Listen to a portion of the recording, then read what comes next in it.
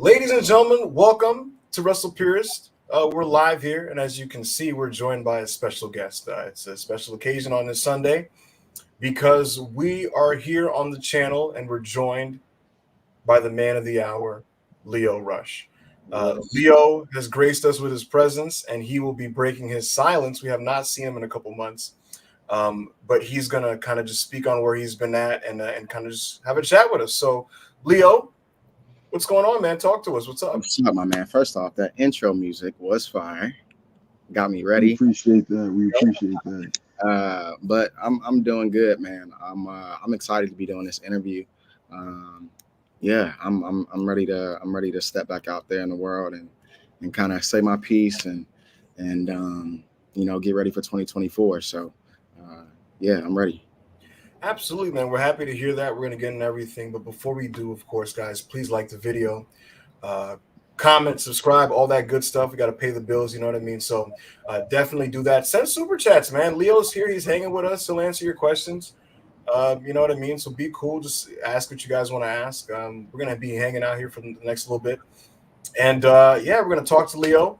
And then after that, get into some of the news and stuff. But yeah, Lio, where you been, man? We haven't seen you. We last saw you on the Destruction Tour, New Japan, and you were scheduled for a couple of tags, and then you pulled out. What can you explain what happened there and where you've been since?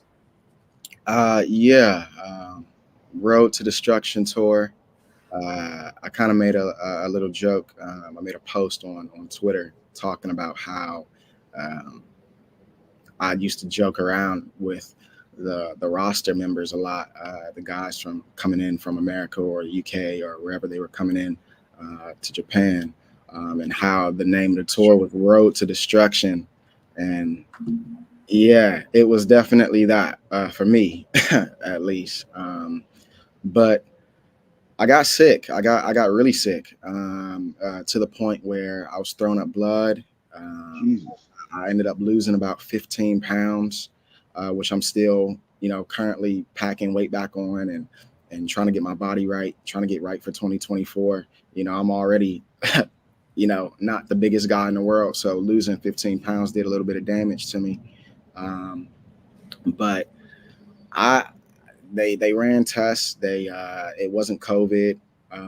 And to be quite honest with you, it was a little alarming and a bit confusing. And I was on a lot of medication, a lot of pills. I could barely walk. I could barely, I could barely even talk from how much pain I was in.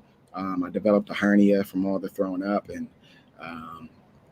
yeah, it was a rough time. I couldn't continue on with the tour, so they had to send me home, which was unfortunate. But I think ultimately, it was the right call to make for me. It was an unfortunate call to make just because of the circumstances. My family was supposed to meet me out in Japan, but I got sick.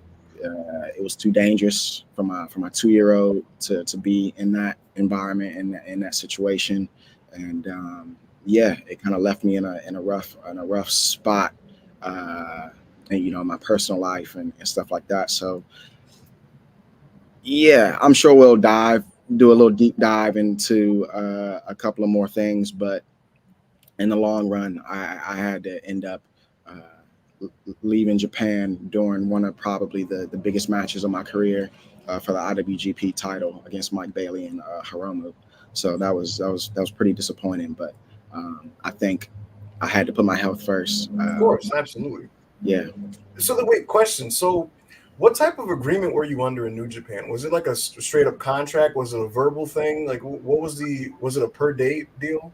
No, it was no type of deal. It was no deal. I was going out there tour by tour.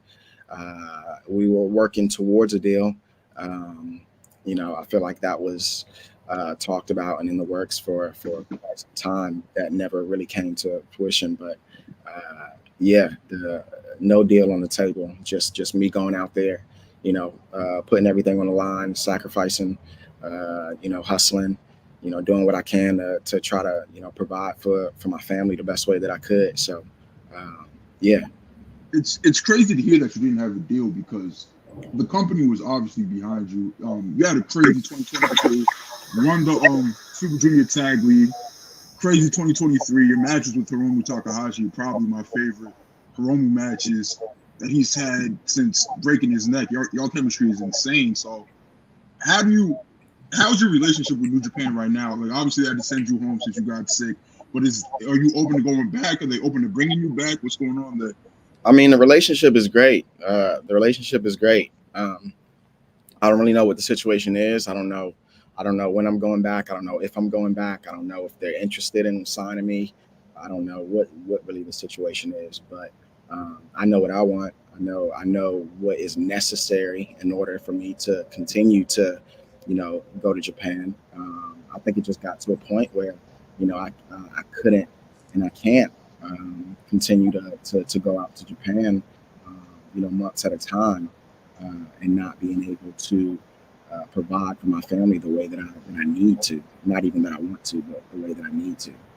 So we'll see. I mean, we'll see what the future holds. As of right now, I have no idea.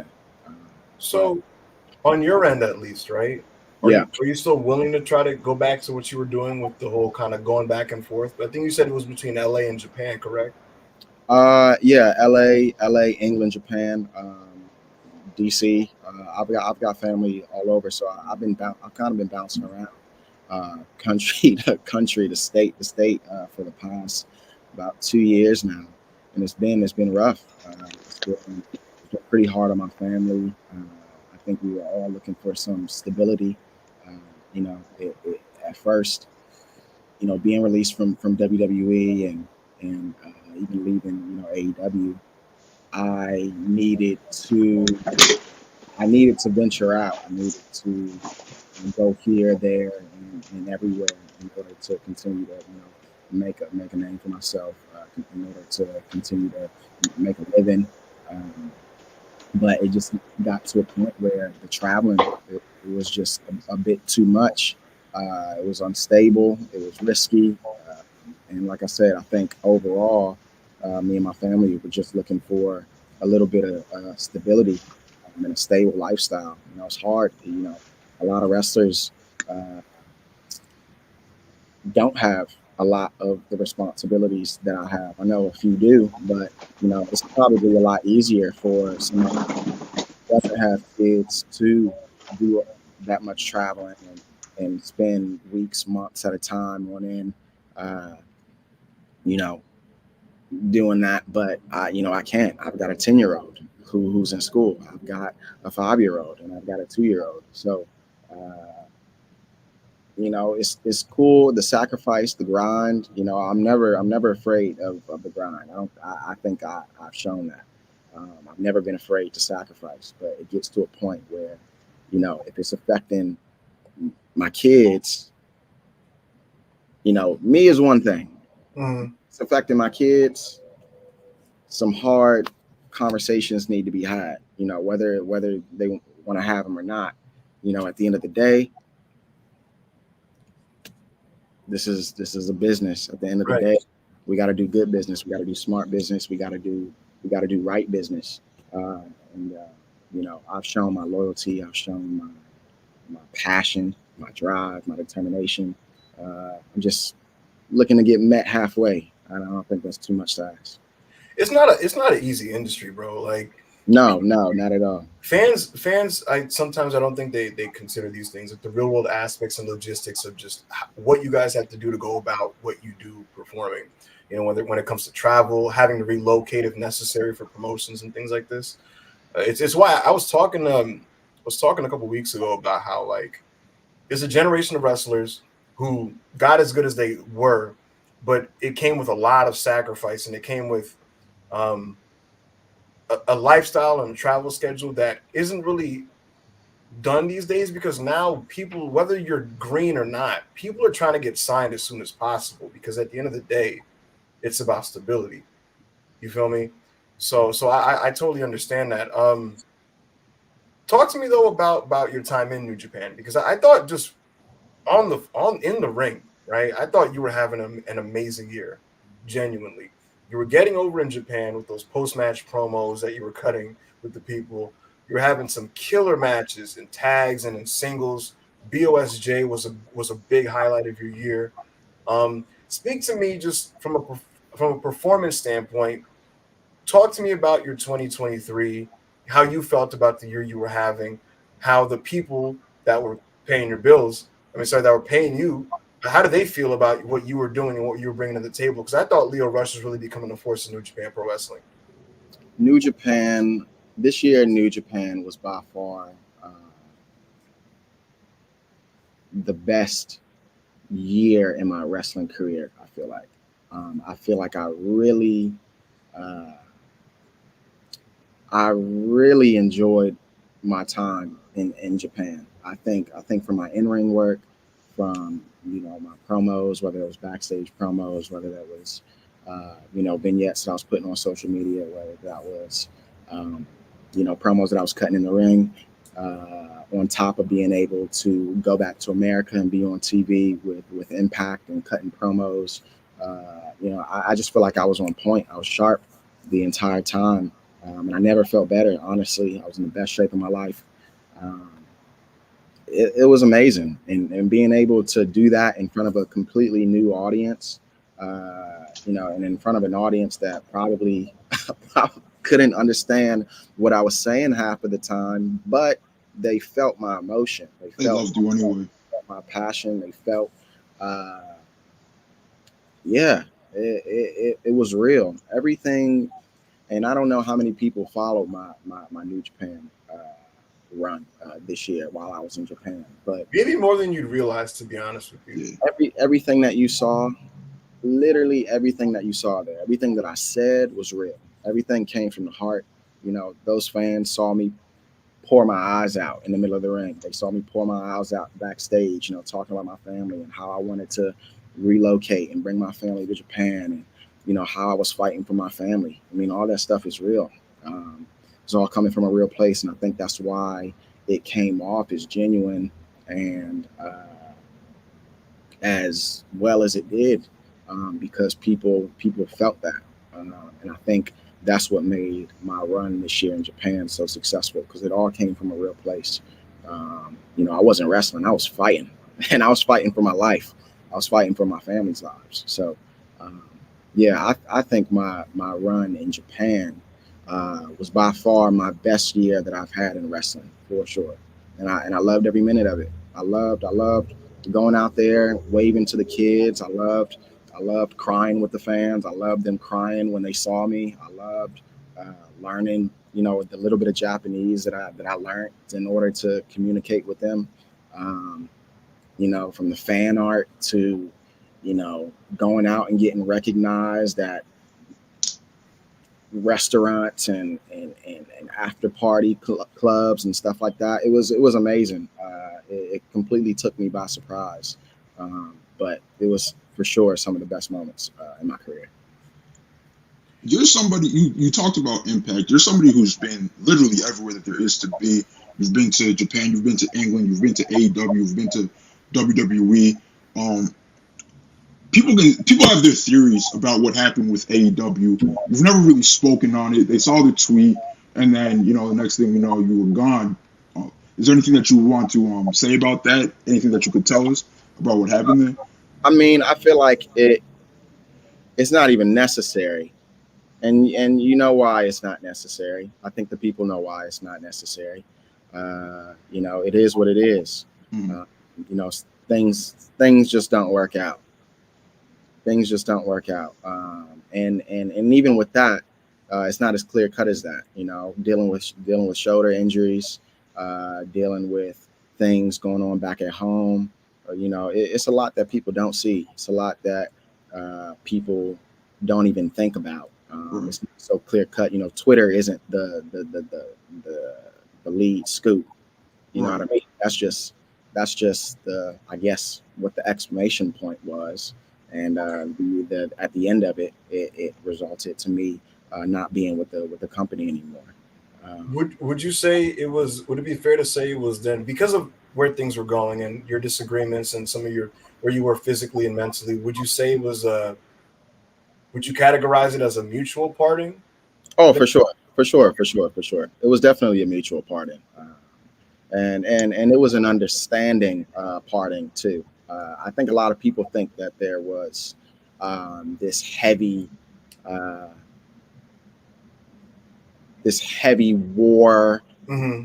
bad blood. You know, like I said, sometimes things just don't work out, and even me and Tony have even been in communication since then. So it's at the end of the day, we got to do what's best for us, and in that instant, in that moment, that was what was best for both parties. So, yeah. So basically, what you're saying then here, because this is something that genuinely was not known by people. Right now, you guys aren't in negative standing, so to speak. I wouldn't say negative. I mean, Okay. there's been worse things. There's been worse things that has happened since me being away from the company. So to say negative, I don't think it's negative. So nobody should ever rule out Lio Rush return to AW ring. I mean, at this point in wrestling, you shouldn't rule out anything. Right. Especially with how the last couple of months have gone in this business. Right. You know. So, it's pro wrestling.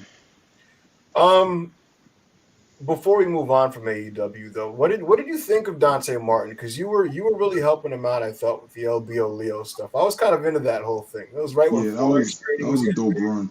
Man, I will tell you. Mm-hmm. I don't know if people know this, but LBO was not my idea. This was strictly Tony's idea. You made it work, man. That thing was dope. Bro, you bought all the way into that. Like we were like, oh yeah, Scalar Leo is here.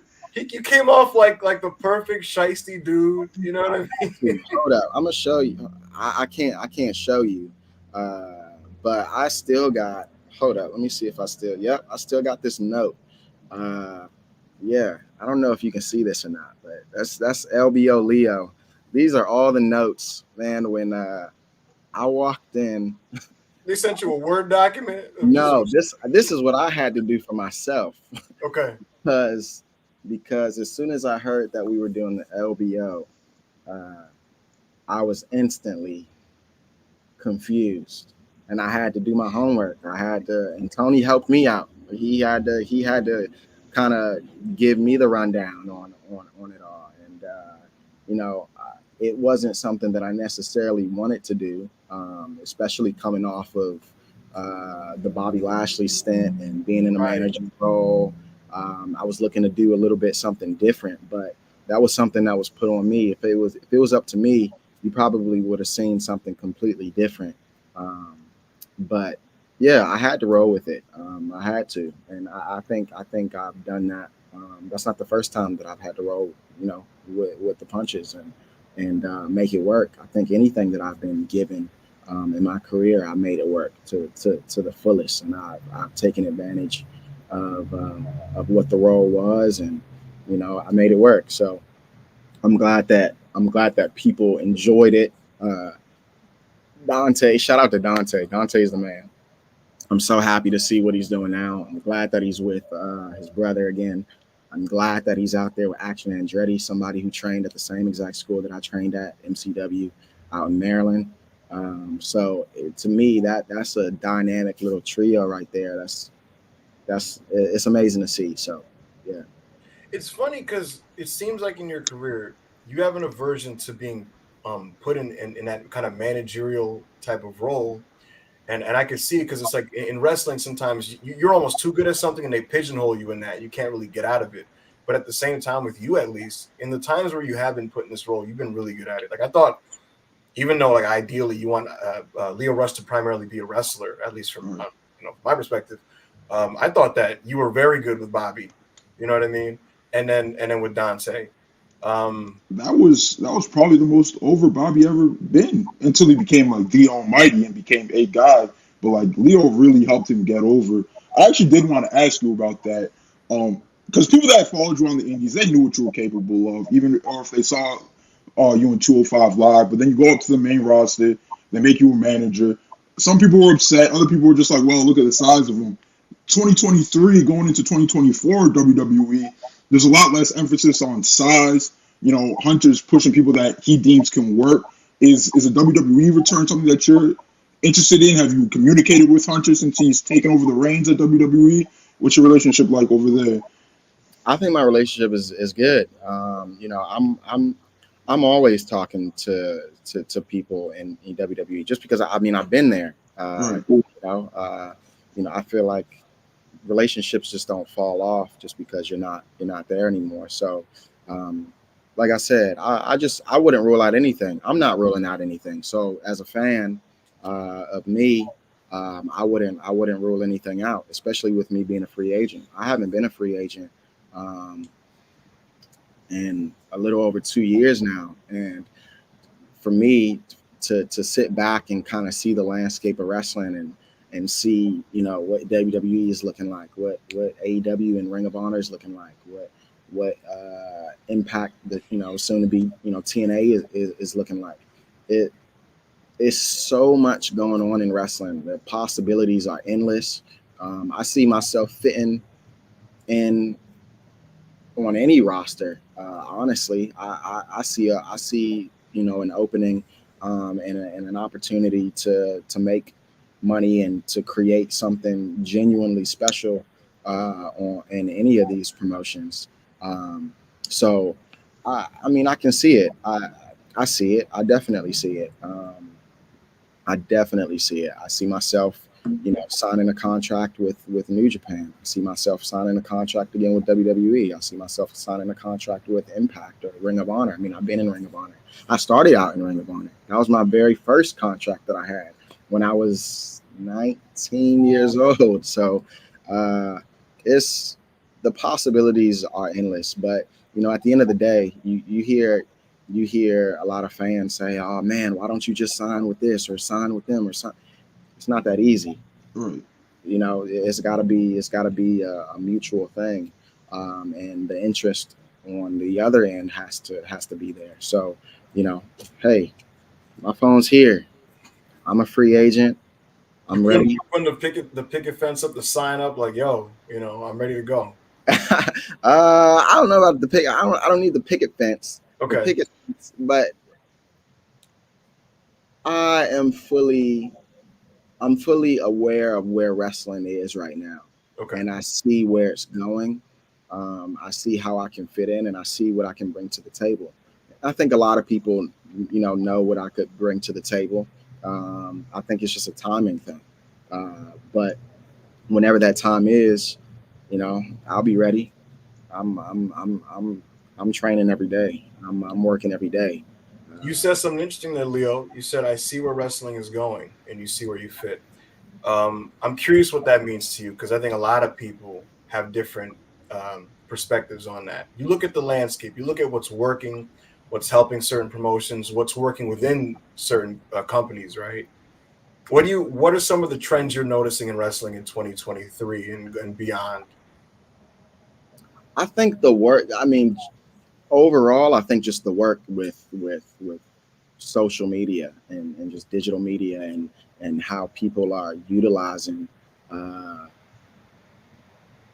that in order to propel themselves or prepare the characters or their businesses or ventures or whatever they're trying to do even outside of the ring. It's all starting to intertwine. I mean, wrestling is becoming so much more known in the mainstream, media now, with all of this cross promotion and wrestlers wanting to not just be wrestlers. You're starting to see wrestlers on so many other like programs and stuff like that. Um, I feel like when I first got to WWE and I was doing my social media promos and going live with people on my Instagram live and doing all of the vignettes and stuff, I didn't see like too much of it. I mean, I'm not gonna sit here and say I was the only person doing it, but it was not a focus. It wasn't really like a main focus. But I feel like now wrestling in general is just starting to grow in a way where it's kind of hard to not be a wrestling fan, because wrestling is involved in so many other things. Even if you're going to a music show, you're probably going to see somebody get choke slammed on stage. If you're going to a comedy show, somebody's probably going to make a wrestling joke or talk about drop kicking somebody who's heckling them. Or if you're going to, you're just starting to see wrestling a lot more. And I feel like over the years, I've deliberately showcased that I'm not just a one trick pony. There's more to me than just being a wrestler. There's more to me than just being able to cut a promo on the microphone. I have other talents. I have other skills, and I can bring a lot more to the table to help grow the wrestling business in a way that we haven't seen. So I think my goal for 2024 is to just continue to merge all of the worlds, like wrestling is already doing. I'm a person who loves fashion. I'm a person who loves music. I'm a person who loves making music. I'm a person who loves filming. I went to school for cinematography because I wanted to be a film director. So there's so much to bring to the table, and I think I want to showcase that a lot more in 2024. Sounds good, man. It's really interesting to hear you say these things. Here's what I'm curious about. If it's completely up to you, right? What is the ideal presentation of Lio Rush on like an American weekly wrestling TV show? Like, let's say you're collaborating with whoever your boss is, and you get to tell them how you would like to be showcased and presented. Are you just a straight up wrestler? Are you this? Are you like what is the Lio Rush presentation if it's your call? Now, see, I would love to answer that question for you, but this is something that I would like to hold on for myself, because this is the exciting part about wrestling. You know what I mean? And I feel like this is where a lot of people don't understand that this is the exciting part about wrestling. I don't want to know everything. Okay. I don't want to know everything. I want to be surprised. I want to feel in the moment. I don't want to see what's coming. So with me, it's always been expect the unexpected. I said things that I like doing. I like music. I like fashion. I like cooking. Hell, I might come out there with a pot and a chef's hat. Who fucking knows? But this is art. I'm an artist, and whatever I'm feeling in that moment, that's what I'm gonna put out there, and hopefully people gel with it and feel what I'm doing and stuff like that. So I think how I envision myself, or how I want to portray myself, or how I want people to view me. I just want people to view me as an artist, because that's what I am. I want people to view me as an entertainer, because that's what I am. And I want to blend the two together, because this is a difference between being an artist and an entertainer. And some people aren't both, and I am both. So I want to merge those two worlds together, and I want to bring that into wrestling. You're definitely somebody that people should want in their favorite promotion. I feel like you get a bad rap online because people, the way you left WWE fans feel like they need to stand up for their favorite company and go, oh, screw Lio, we don't want him anywhere. Or the way you left AEW, like AEW fans feel like they need to stand up for AEW and be like, oh, screw Lio. And then they get their little barbs in and shit. And that's fine. I really feel like, and Russell Pierce, me and Ibu especially, like, we really, I don't want to say we do PR for you, but we really, like, we try to stomp that out when we see it, because it's lame. Like, it's lame. It's lame as hell, bro. Like, I honestly feel like you're one of the most talented people working today, and to discredit you and what you accomplished and what you're doing, or what you were doing in New Japan, because what happened in WWE or AEW, when people don't even know the extent of it. Like you said, you were battling a shoulder injury. You had, mental health stuff going on in AEW. Like, people don't know what was really going on. They just see the tweet and they're just like, oh, this happened because of that. And, we never know. But I just wanted to put that PSA out there. It's just like, if you see Lio, if you see Lio on a card, Go out there, support him, watch him work. Don't do this like whole tribalism goggles shit because you're doing yourself a disservice. No, I appreciate that, man. People tend to shy away from what they don't understand, and that's fine. But you know, at the end of the day, and this is what and this isn't wrestling fans. I'm fully aware that Twitter wrestling fans are not the same people as on screen wrestling fans, people who are going and buying the tickets, people who are buying the merchandise, people who are genuinely supporting and not spending 24 hours on Twitter, bashing their favorite people. I'll never understand it. I'll never get it.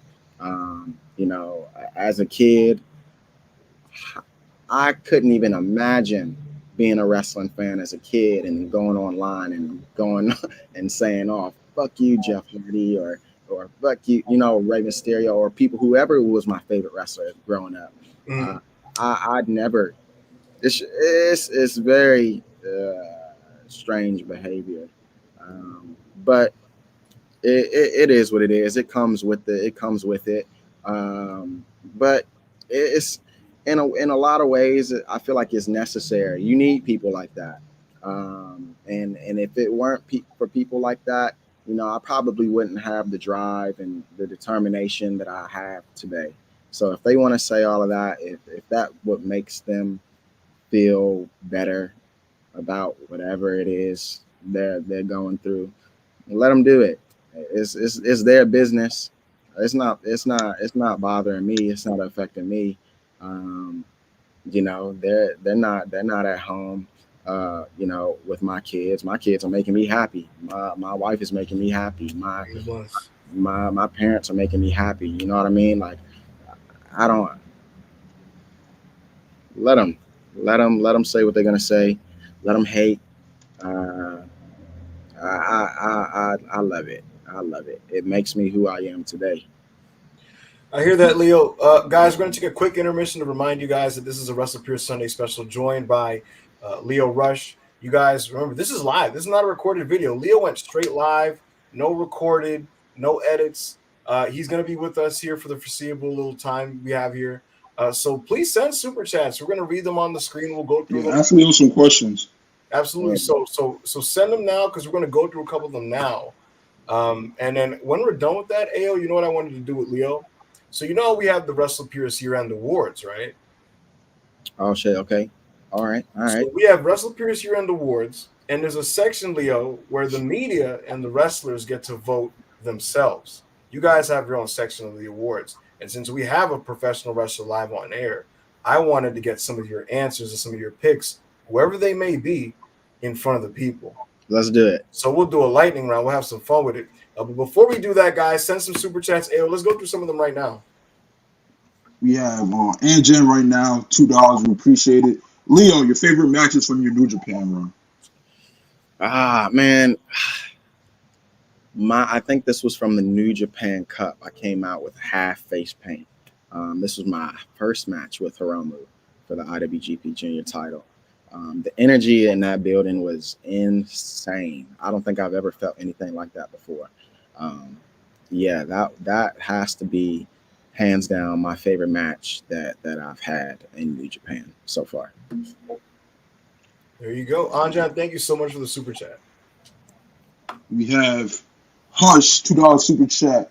Hey, Leo, what match you're most proud of so far? So I'm guessing this is overall in your entire career. I think the most proud, it's got to be my Wrestle Kingdom match. Me and Yo versus Akira and TJP. My face got split open extremely bad. That was crazy. About 2 minutes into the match, and I was able to I was able to finish that match. I was able to somehow get myself back in that ring, get the hot tag, go crazy.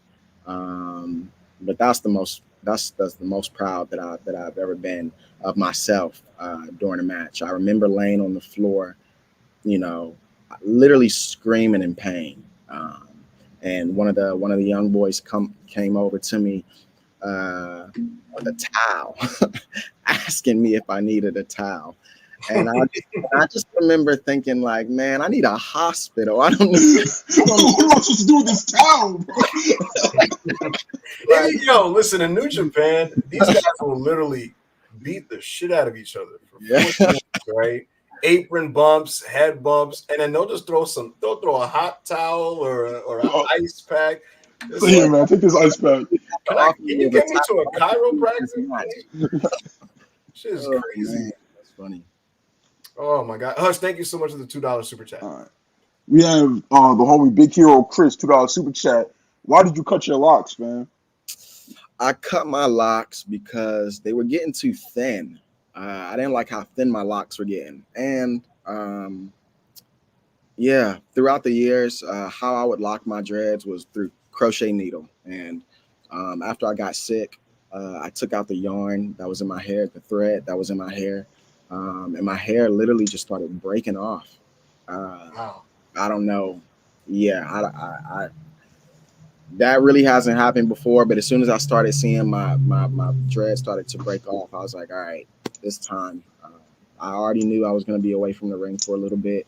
I already knew that I needed a fresh start. I mean, the locks that I had was kind of going to remind me a little bit too much of my last time in Japan, and I didn't want that trauma hanging on my head. So, Right. Yeah, it was just time to start over. But the locks are coming back, but they might be full locks. They're not just going to be wrapped on the top. So, yeah, they're coming back. There you go. Chris, thank you so much for the super chat. Appreciate it, brother. All right. Legendary music industry mogul Jimmy Iovine, £2 super chat. Would you sign a 360 and how much do you want? No. No, Don't you have a music deal? Aren't you signed with like Atlantic or something? No, I was signed with an independent label, but it was a distribution deal Okay. per project. But yeah, I'm not under that deal anymore. So I'm back to being so completely a free agent, music, wrestling, everything. Yep. That's crazy. Hey, yo, I swear, but I'm not gonna put Lio on the spot, right? But the next time we get a wrestler on here that makes music, bro, we're gonna start doing this shit the way fucking they do on Hot 97. I'm gonna throw a beat on and make it back. So telling them freestyle, bro. Yeah, just put a beat in and do the 5 fingers of death or something. That'll be fire. That'll be fire. Don't put me on the spot right now because no, I'm not gonna make you rap. I'm not. Of course, I'm not. But be on the lookout. We got some new music dropping pretty soon, so okay, look out for that at the beginning of 2024. Got you. Nah, I feel you. I wasn't gonna do that to you. I was gonna do that to you. Chase Gray, $5 super chat. We appreciate it. Hey Leo, what was it like having great tagging with guys like Ishii and Okada, Hall of Famers who wrestle a completely different style than you? Man, I'll say that, man, Ishii is one of my favorite people in Japan. I love Ishii. Yeah, so much respect for that man. But it was great. I had so much fun tagging with him. I was very surprised at how well we just got along in the ring. Our chemistry was amazing. It was like we tagged all the time. But yeah, tagging with Ishii was amazing. I definitely think both of our styles gelled well with each other. And then Okada, absolute legend, a dream, an absolute dream. I used to fantasize about being one-on-one with Okada and being able to share the ring with him, not once but twice and on back-to-back nights was incredible. And I think him going into that tag match with me and Korakuen, he wasn't really expecting how I would, come off or gel with him. But I feel like he saw and felt how excited I was. I went up to him and pitched so many different tag ideas with him, with moves. And I think he respected that I came with with some cool ideas for the both of us to do. So that was really fun, and I so much respect for him to having that trust and faith in me to lead us in that tag match. So it's really cool. That's dope. I hear his English is pretty good. It's really good. It's really good. He said, "Fuck you."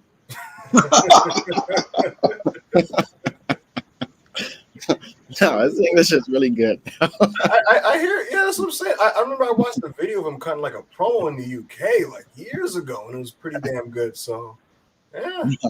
Shout out to Okada. Shout out to the Rainmaker. Shout out to Kazu. Absolutely. Absolutely love Okada. Dumb Guy Live's own Murph, $5 super chat. We appreciate you, Murph. Yo, Leo, the first time I saw you was the ROH top prospect. Would you go back to ROH? I would love to see you reunite with the Martins in some sense.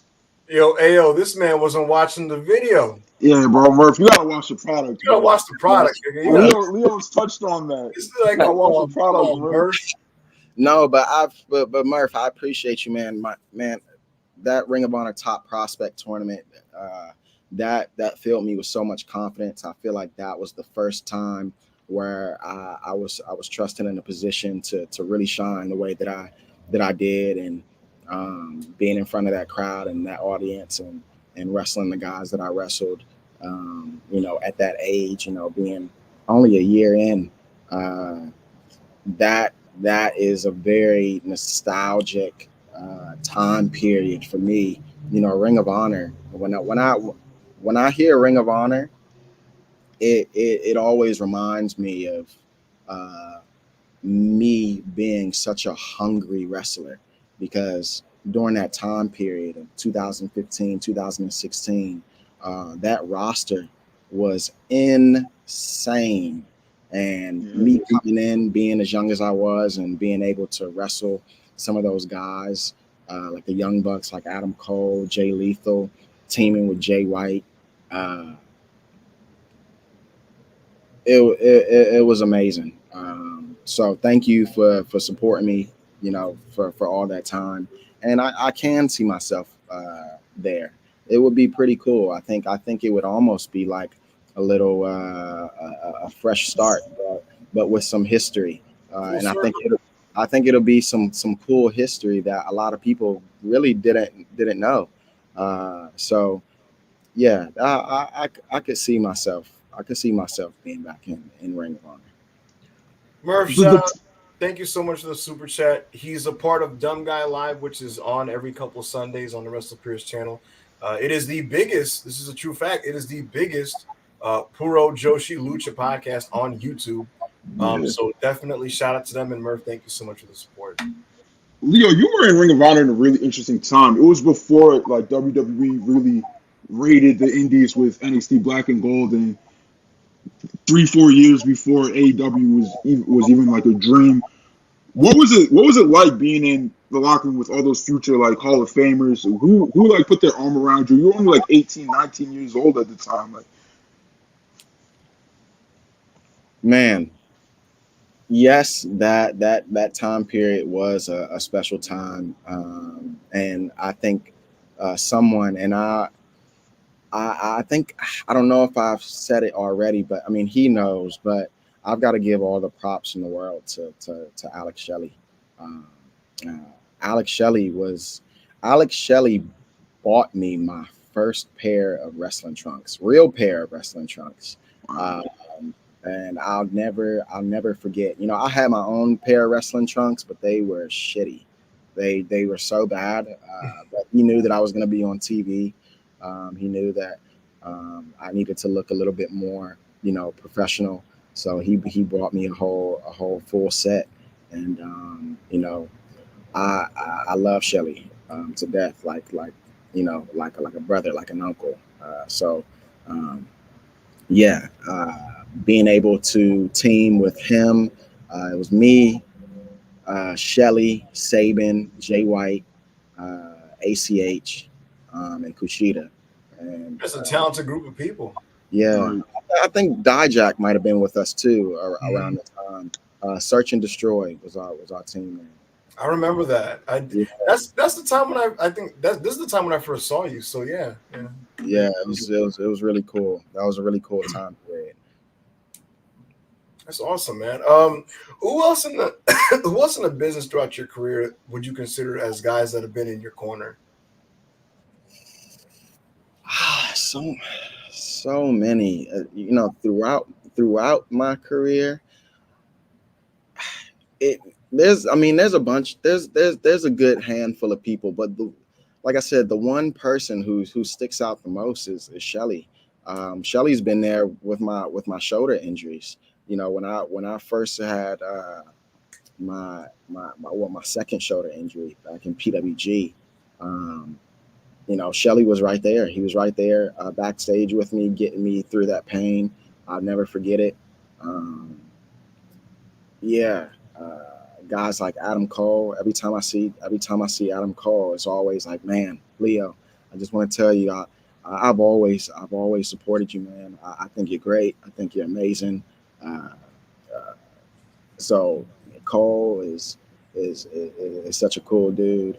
Um, yeah, it's so many people. I could name quite a few people, but yeah, and guys like that, I think it all stems from that time period in Ring of Honor because those guys seen me since I was 17, 18, 19 years old. So they almost are guys that have taken care of me as a baby. Around that time, I was the only kind of like teenager in locker rooms of that nature. There weren't many. Um, there weren't many guys my age around that time. So yeah, super grateful for that. Wow.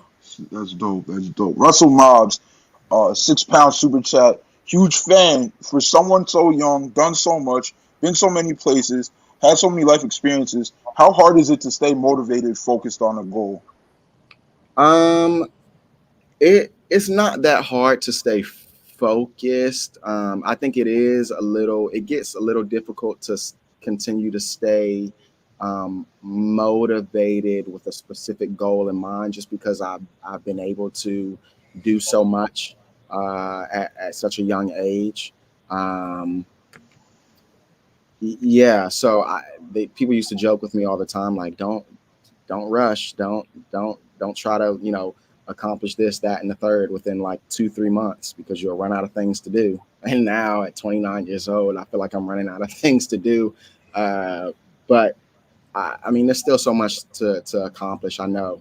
I just got to do it in a different way and for different reasons and with a different mindset. So yeah. You see it a lot in other professional sports. Like somebody signs like a huge deal, and they take their foot off the gas. They stop maybe working out as much. They stop practicing as much. They stop doing their solo drills. Is that, as someone who's actually in the industry, do you see that happening in wrestling? Do people finally like make it to the big time, and they're just like, oh, I'm done training. Oh, I'm done going hard in the match. Oh, I'm just gonna chill. Or is the people stay consistent? Like it's a different mindset in wrestling. It's a different mindset. I don't think. Repeat that question for me one more time, if you don't mind. Like you know how like in the NFL and the NBA they call like a contract year where all of a sudden somebody just goes crazy because they're trying to secure the bag, and then once they get the bag, they just like they're not even half of the dude they used to be the year before. Is that something that happens in wrestling, or wrestlers like just a different breed of people that it's not really something that just occurs? I mean, I'm sure there's some people who tend to act a little differently when money comes into play. But I don't know. Maybe those people are doing it for the wrong reasons, or people are getting into wrestling for the wrong reasons. When I was first starting um, to even want to be a professional wrestler, I didn't even think about the money. I never really thought about it until I had 3 kids. and then it turns into a different thing.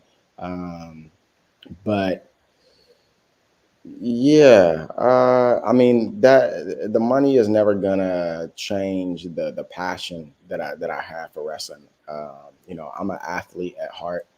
Wrestling is something that I've always wanted to do. I played, all of the sports. Really? Yeah, yeah. I played football. I was heavy in baseball. Uh, You were a wide receiver or a running back? running back. I knew it. Yep, Okay. running back. I played baseball. I'm supposed to be in the MLB right now. I'm supposed to be. I'm supposed to be. Really? What happened there? I think I just got completely burnt out. I mean, I played since I was 4 years old. Since coach pitch, since t-ball. Mhm. So I think playing baseball since that, and moving on into middle school and then high school. Yeah, and I also played pitcher when I was a baseball player. I was third base, shortstop. They had me out in right field. I was always a fast person, so Mm. We can see. Yeah. I was always playing the hot spot positions. But yeah, and then my elbow started to bother me. I started getting that tennis elbow, and yeah, it just wasn't something that I was really passionate about anymore. My dad made me play baseball a lot when I was younger. So I don't know if he was, you know, living vicariously through me. I know that he wasn't, but I think I just got to a point where I was able to express that, hey, like baseball isn't really what I want to do when I get older. But I was definitely lined up to take the MLB route, and I was a lot better in baseball than I was in wrestling. And Oh wow. That's crazy. It's funny you mentioned this because of Ayo. I don't even think you know this. I actually played baseball and when I was in little league, and I did it in middle school, like a little bit, but I didn't even like it like that, and so I kind of acted out and got kicked off the team. yeah, Moved off, so it'd be like that. It'd be like that. Kyle Johnson, $5. Hey Leo, of all the dream opponents you listed yesterday on X/Twitter, which ones excite you most? For those that missed this, Leo yesterday just started tweeting a bunch of names, and I was at work, and all I saw first was like Kaito or whatever, or Kiyomiya Kaito. I was like, what is this man talking about? And I kept scrolling some more, and I saw he was like Roman Reigns, Randy Orton, Okada. But he was listing people that he'd like to wrestle. So, yeah, Kyle wants to know, Leo, who excites you the most? I think all of them. I think that was the point of the list.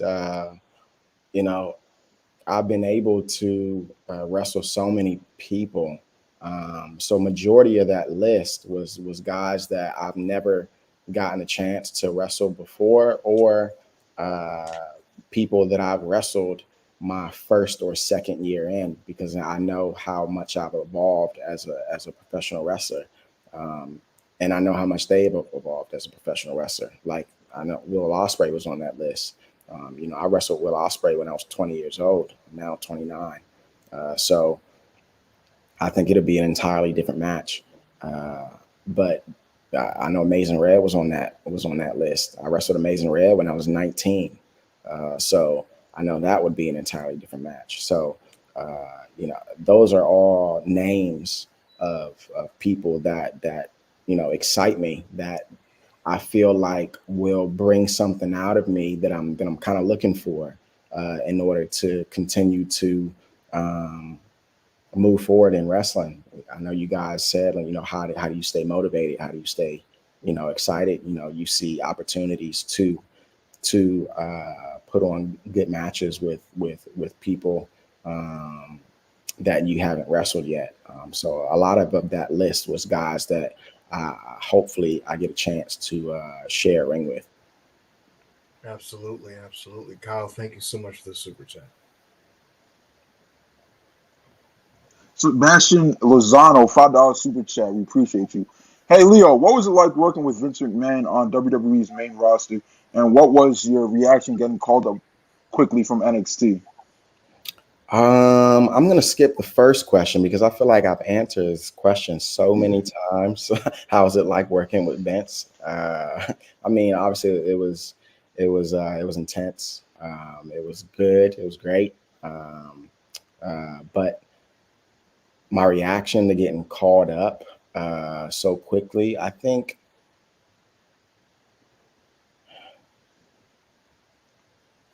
I didn't know what to expect, really. I mean, I was excited for sure. I got called up to 205 Live. Um, I was really excited about it. I think I was surprised of how quickly I did get caught up, especially during that time, that Black and Gold period at NXT. It was super hot. So I was already kind of, seeing, I think I had one or two, maybe three matches in NXT around that time.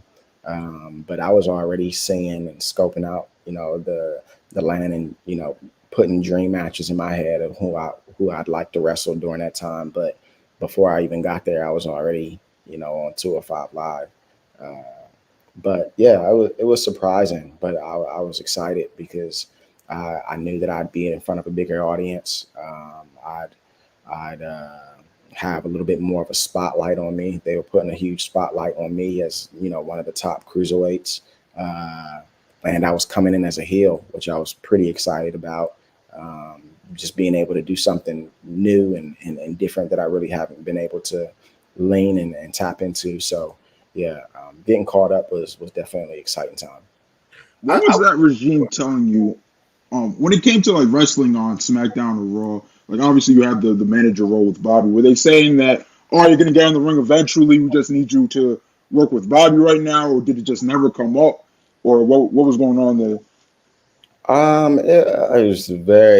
was just a confusing time. I was doing the stuff with Bobby on top of wrestling on 205 at the same time. So I was being built up as this top cruiserweight on 205 Live, but on Monday Night Raw, I was being built as this manager who just wanted to run away from everybody. Right. So yeah, I definitely wondered and asked, when the two worlds would kind of like bleed together, and if people were gonna be able to see what I was doing on 205 Live on Monday Night Raw. And they did throw me a bone here and there, and I was able to have a couple of matches. And I'm glad that I had the matches that I had. I was able to work with Finn a lot. I was able to work with Elias. I was able to work with Braun and Kevin Owens and Corbin and McIntyre. So I was put in there with some good guys to be in the ring with. Um, yeah, but would I have liked to be showcased a little bit more? Yeah, but I think eventually um, I saw how much it was helping my mic work. Mm-hmm. So I just kept rolling with it. And I knew that, one day eventually, because they knew what I could do. They knew what I could do in the ring. And, at some point it would get to that. It's kind of why, to be honest, as a fan, right? I got pretty hyped when they moved you back over to NXT towards the end of 2019, I believe it was, because like you said, the brand was hot. You know what I mean? And they had you doing the stuff with Angel Garza, which, hey, I don't know if you've seen those matches. I mean, oh my God, those Angel Garza matches. I think they're a bit of an underrated piece of your career, Lee. I don't know what your perspective on that series was, but I thought you guys were producing tremendous work in that stretch. I definitely wish that it went on a little bit longer. I think Yeah. we just hitting that mark where it's like, okay, this is turning special. I think it ended right when it got special. I thought so too. For sure. All right. Murph is back. $2 super chat. Can you bring back Best Thing Out? That entrance 5. We will see. Yeah, I'm thinking. I've been thinking about every day. What I wanna do and how I wanna come out and present myself.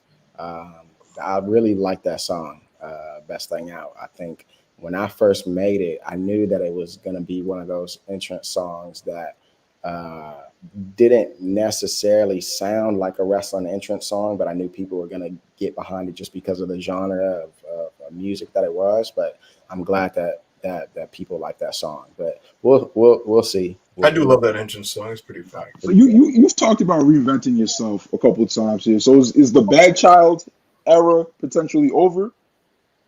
I don't know, man. The Bad Child might have been in the locks. Now the locks gone. So we'll see. We'll see. Let's get a golden standard Leo era out. Jimmy Hodge, 2 pound super chat. Could you wash Swerve or Austin Assboy in a battle? Probably easily.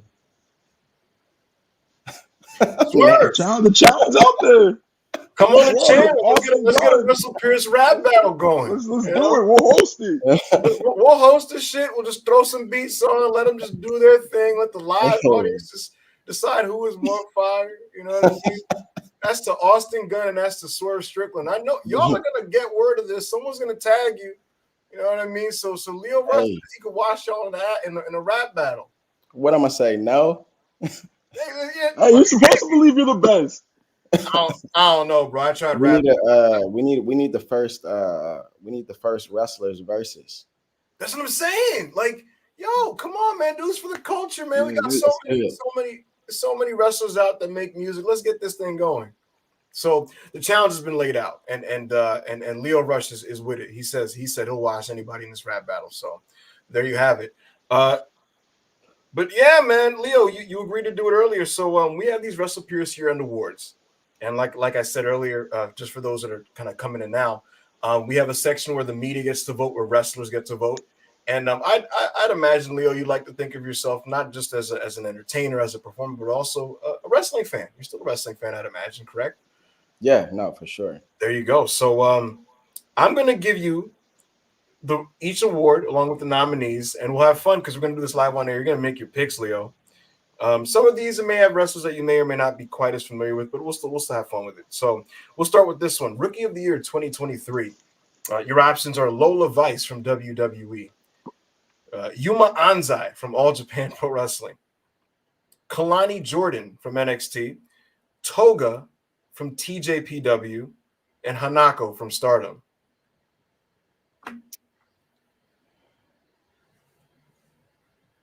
What was the first name you said again? Lola Vice. She was Valerie Laredo. She was a mixed martial artist in Bellator. I'm going to need you to repeat those names one more time. Sure. We got Lola Vice, NXT. Yeah. Kalani Jordan, also from NXT. Yuma Anzai from All Japan Pro Wrestling. Toga from TJPW and Hanako from Stardom. Maybe Kalani Jordan. I've seen a lot of clips. I'm not super all in on the product right now. Just because I'm going through my own things, but I've definitely seen some clips and have it's been making his rounds. So yeah, that'll be my pick. Shout out to Kalani Jordan, man. Shout out to Kalani Jordan. This is a fun one. Best non-wrestler of 2023. Your options are Prince Nana, who is managing Swerve Strickland. Renee Paquette from AEW. Paul Heyman. Nigel McGuinness, who's doing commentary on AEW Collision. And Samantha Irvin, who is the ring announcer on Monday Night Raw. I'd have to say Prince Nana. I love Nana. I mean, we go back from Ring of Honor, so it's amazing to see what he's doing now. It's just incredibly entertaining, and he's making the most out of the role that he's playing. So yeah, I have to go with Prince Nana. Okay, this one's a good one too. Who is the most improved wrestler of 2023? Our nominees voted by our audience were Yota Tsuji from New Japan Pro Wrestling, Julia Hart from AEW, Dominic Mysterio from WWE, Tiffany Stratton, NXT, and Mariah May, Stardom and AEW. I'd have to go with Dominic for sure. Wow. I can go with Dominic. Yeah. You're a Dominic fan? I am a Dominic fan. I actually that SummerSlam, the ladder match, famous ladder match, in Washington D.C. I was there. Okay. So being able to, the Eddie Guerrero Rey Mysterio one, 2005 yeah, custody. yeah, Oh wow. yeah, Yo, I was there, in Washington D.C. wow. Yeah, so it's amazing to have been there and seeing him there, to see where he is now. I mean, I know that he has the greatest wrestler of all time as his dad. So I'm sure he's been wrestling since even back then. But um, I think you can only improve in such a way when you are on TV, weekly, and working with the people that you're working with. And I think for his age, his experience on TV, I think it's incredible. He's well on his way to being a young goat, if he's not already. So Well, there you have it. Lio Rush has voted Dominic Mysterio as the most improved wrestler of 2023. Shout out to Dominic Mysterio. Most underrated 2023. Your options, Leo, are Gabriel Kidd, New Japan Pro Wrestling, Chad Gable, WWE, Lio Rush yourself. You're on this list. You know, Speedball Mike Bailey, Impact Wrestling, and AEW's Daniel Garcia. I'm just gonna have to interject and say you can't vote yourself here. I'm definitely, yeah. I wasn't gonna say myself. But if I had to choose, I think I mean it's crazy because I don't think Speedball is underrated, and I don't think Gable is underrated. I think people know. I think people know how good those guys are. Mhm. Um, was me? Who was the other person? Your other options, then all that remains are Daniel Garcia, yourself, and Gabriel Kidd. I gotta say Gabe. Mm. Yeah, I think He's Gabe pretty was. great. Yeah, Yeah. I think so. Yeah, and he's improved a lot, and he continues to improve. I mean, didn't he just have a crazy match with Osprey? Yeah, Yesterday. they beat the shit out of each other yesterday. It was Yeah. crazy. So yeah, huge fan of Gabe Kidd. Yeah, huge fan. Shout out to Gabe Kidd, man. He's going to beat somebody. He's doing pretty well right now in New Japan Pro Wrestling. Best on promos, Leo. Your options are Cody Rhodes. Your other option is L.A. Knight, John Moxley, Christian Cage, and MJF. Man, I gotta pick the GOAT, Christian Cage. Oh, let's Got go. Let's to. go. I got to, and Let's it's go. not even close. Wow. Wow. Hey, yo, wasn't that your pick? What I said was my pick was Christian Cage until the Continental Classic happened, because then Mox was cutting off those post match promos and everything. But Christian's been going crazy this year.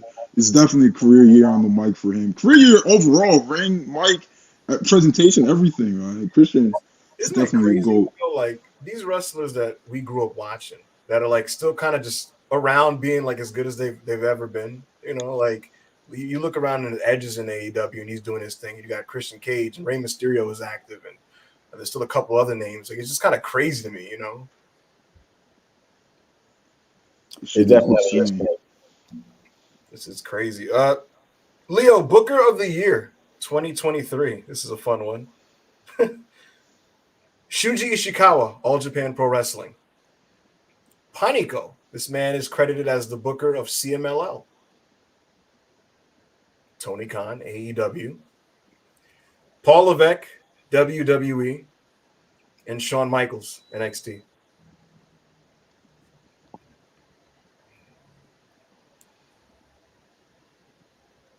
Maybe Sean. Wow.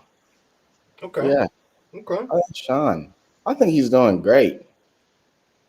You're a fan of NXT and what they've done with the brand, with the new guys and stuff?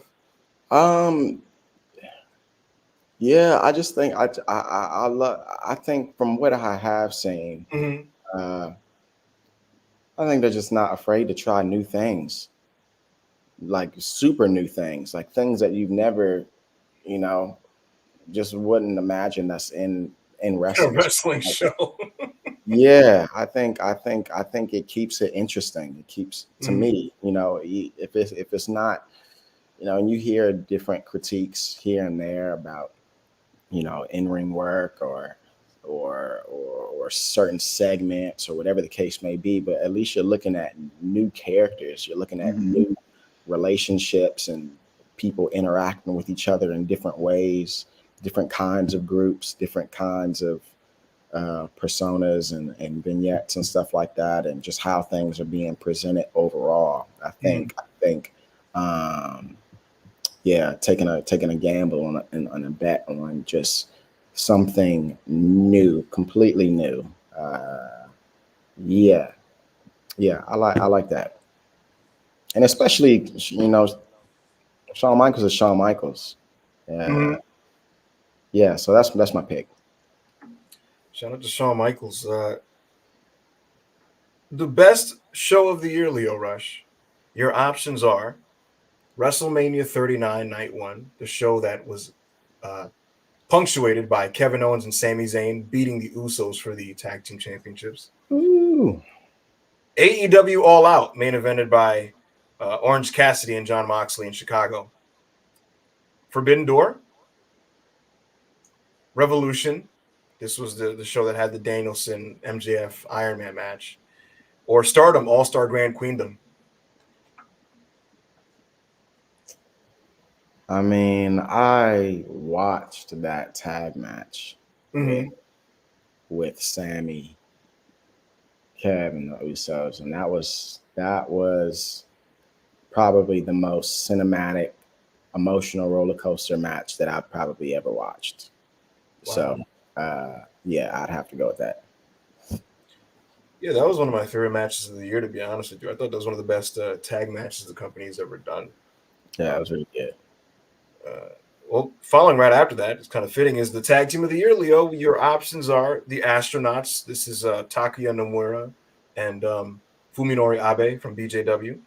Sami Zayn and Kevin Owens, WWE. Aussie Open, New Japan / AEW. Mm, The Usos or FTR. I gotta go with Aussie.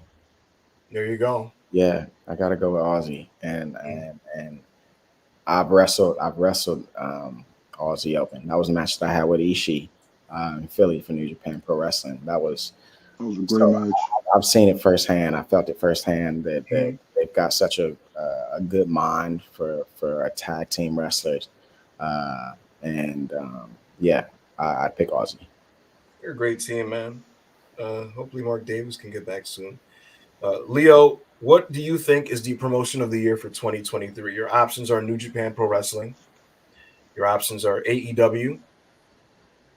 Your options are All Japan Pro Wrestling, CMLL, or the WWE. I think New Japan.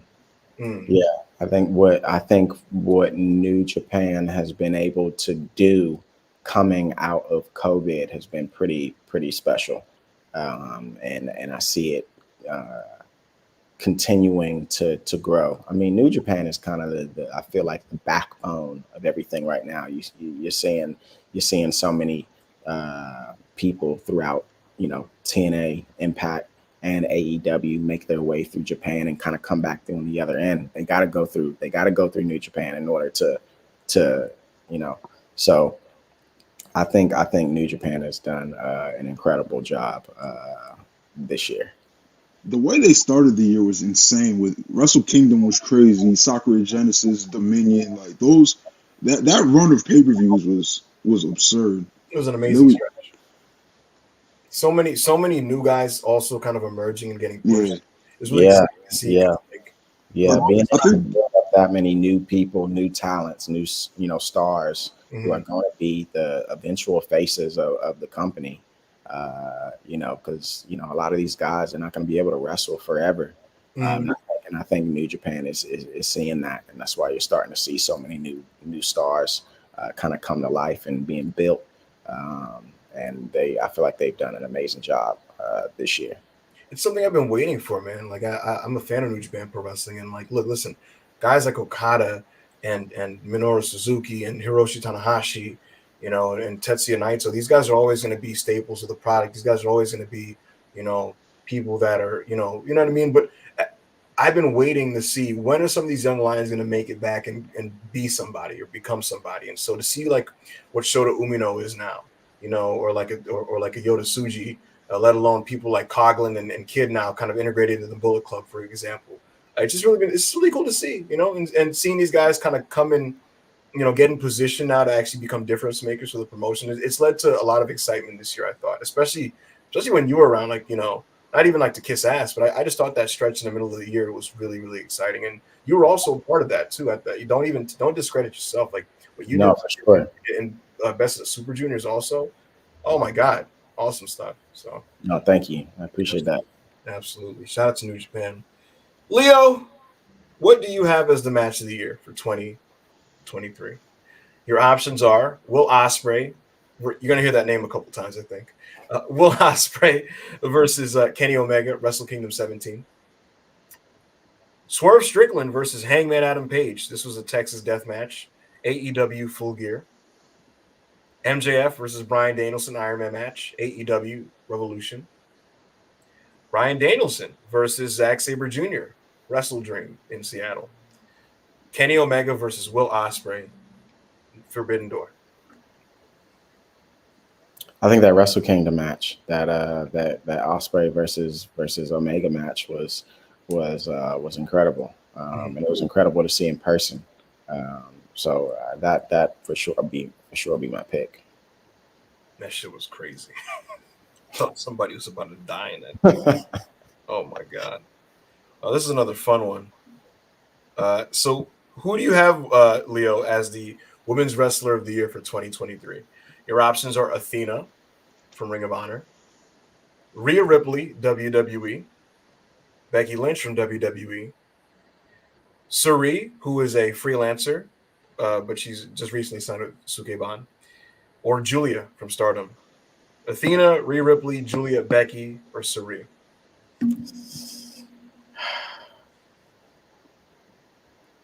It's definitely been a contest for the women this year, I feel like. But maybe I'll have to give it to Julia. Okay. Yeah, I'd have to give it to Julia.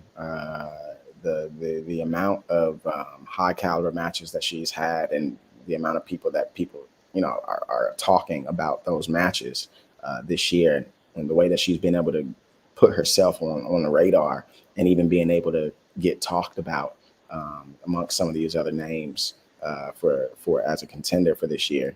I definitely think I have to go with Julia. Someone's going to give her a lot of money in 2024. Your next option here is Best In-Ring Wrestler of the Year. This is purely bell to bell for the whole year. Man, I don't need to hear the options. It's me. Go ahead. Yeah, now your nominees are. You had a good in-ring year, man. Again, I'm telling like no gas. You had a good fucking year. Your options though are Gunther from WWE. He's the longest Intercontinental Champion of all time. Ilya Dragunov, NXT. Bryan Danielson, AEW. Will Ospreay, New Japan Pro Wrestling. Or Zack Sabre Jr. from New Japan Pro Wrestling. I'd have to go with Gunther. He's Wow. a beast. Absolutely. Beast. He has the way that he woke people up this year was incredible to see. He even woke me up. It's. Would you want to wrestle that guy? Would you want to get in the ring? Is Walter somebody you've ever gotten to wrestle before? Yes, please. No, I've never been able. I've never gotten a chance to be in the ring with him. That would be an insane David That would be a Goliath crazy fucking match. Yeah. Seeing all the ways that you dodge a chop would be crazy. Exactly, just running around him and stuff and avoiding it. Yeah, no, it was his year for sure. For sure. Shout out to Gunther. And then the last option. This is Wrestler of the Year. So this is everything. In-ring, promo, character, the stuff they've done this year, stories, everything, right? Your options, Leo, are Cody Rhodes, Gunther again, MJF, Bryan Danielson, or Will Ospreay. I got to give MJF his credit. Mm-hmm. Yeah, I got to give MJF his credit. Uh, I've seen where MJF started and how he came up, and I Mm-hmm. think what he's been able to do and how he's been able to cap it off this year has been just like a once in a lifetime type of run. Right. So I think uh, I'll never forget me trying out for Ring of Honor when I was 19. This was the first time that I tried out for Ring of Honor. No, this was actually the second time I tried out for Ring of Honor, and I remember MJF being there, and I remember MJF trying out for Ring of Honor, and yeah, he didn't make the cut for whatever reason, uh, and just to see where he is now, I think he has had such a fire lit under him since that 2015 2016 uh, point. And he was on a mission, and he was not going to stop until he was a world champion. And I got to give him his credit. Yeah, this was his year for sure. From in-ring work to promo work to vignettes to making people care about him, from being a baby face to a heel to a to a possible mystery person to people were just talking about him. So yeah, I got to give him his credit. Shout out to MJF, man, and shout out to Lio Rush, who just on air, wasn't afraid to give all his picks right on there with us. Right. Leo, are you the devil? Am I the devil? Yes. Can you confirm this on the air? There's a lot of people wondering who is attacking all these people that are associated with MJF. Who attacked Jay White? Who attacked all these guys? I mean, it wouldn't be too far off. Wouldn't be too far off. Right. Just want to make sure, we're not whoever's attacking all these people are pissed off. So right. We just have a couple more super chats. And we're gonna let you get out of here, Leo. We appreciate the time you spent with us tonight. This is $5 super chat from Chi-Town Spurs. Leo, what's the biggest animal you think you could beat in a fight? The biggest animal I could beat in a fight. Oh my gosh. See, I don't do too well with big animals in the first place. So I'll tell you what I can't beat. Probably an ostrich. I don't want no parts. But I mean, I could probably outmaneuver a couple of them. You'd be surprised. You're a fast dude, man. Chi-Town Spurs, thank you so much for the super chat. Chance the producer, $2 super chat. Opinion on Taylor Swift.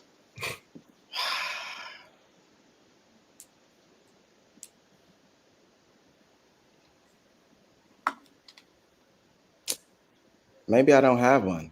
Mm-hmm. I'm pretty much in the same boat.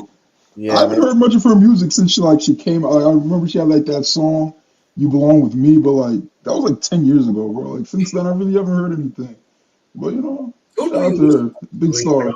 Leo, who's on your weekly rotation of artists that you listen to? Weekly rotation. Mm-hmm. I actually haven't been listening to a lot of people lately. I've been kind of listening to people that I'm a little bit closer with rather than artists that are out there. But I'm always listening to. I'm always a fan of when Drake puts something out. But I know that's probably cliche. It's a cliche answer.